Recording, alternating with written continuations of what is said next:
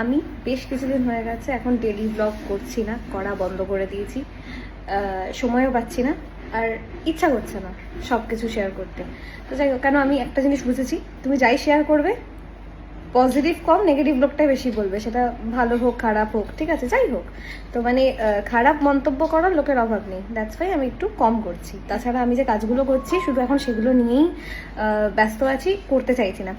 এইবার হচ্ছে একটা ইম্পর্টেন্ট কথা যেটা এখন না বললে নয়, সেটা হচ্ছে ভাই তোমরা কি কান খুলে শোনো না? কিছু মানুষ কান খুলে শোনো না।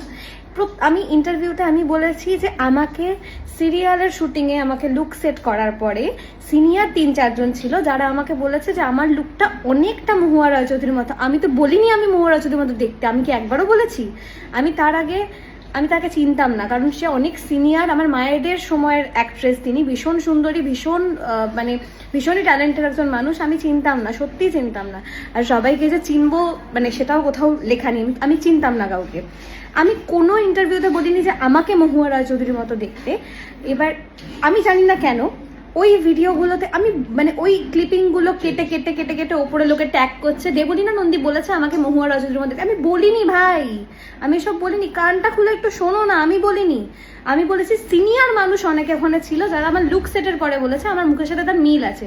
কানে ঠুলি গুঁজে বসে থেকে আমাকে নিয়ে সারাক্ষণ ক্রিটিসাইজ করবে, এই জন্য আমি ব্লগটা বন্ধ করেছি। জাস্ট কারোর কোনো নেগেটিভ কমেন্ট আমি দেখবো না, বন্ধ করেছি। সারাক্ষণ শুধু কাজ নিয়ে আছি, কাজ করছি আমি এই কারণে। কেন যাই শেয়ার করবো তাতে তোমাদের ভালোটা কম, খারাপটা চোখে তোমাদের বেশি পড়ে কিছু মানুষের।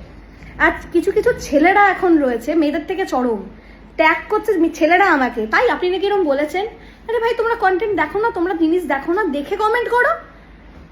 আজকাল আমি মানে যার চোখে যেটা পড়ছে আর লিটারালি মাথা গরম হয় আমার মাঝে মধ্যে, মনে হয় ফেসবুকটা আমি ডিলিট করে দেবো। তাহলে আমি তোমাদের মতো অপদার্থদের জন্য আমি কেন ডিলিট করব?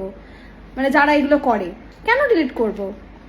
তার জন্যই আমি আমার লাইফে সারাদিন কি চলছে না চলছে আমি জাস্ট শেয়ার করা বন্ধ করে দিয়েছি, কারণ আমি কারো কোনো কমেন্টের মধ্যে থাকবো না। আর অদ্ভুত, আমি ইন্টারভিউটা আপলোডের পরে ওখানে ক্লিয়ারলি ইন্টারভিউটা তুমি বলেছি যে আমাকে অনেকে বলেছে যে আমার মুখের সাথে তার মিল আছে, উনি মায়েদের সময়ের অ্যাক্ট্রেস ছিল, মায়ের ভীষণ পছন্দের।